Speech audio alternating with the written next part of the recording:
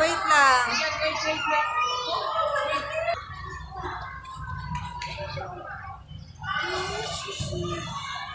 Mas malaki yung mga ng bibig niya kapag may malaki Hey, look, na isda. Hey, look. Here. Nanganganak? Opo, yun o, mga. Punta naman tayo sa ibang ano. Sabi, look. Anong isda yun? Oh, ang dami yung properties eh. Dito sa ayusin mo ha. Miguel, tingnan mo yung laki oh. Ay lumabas.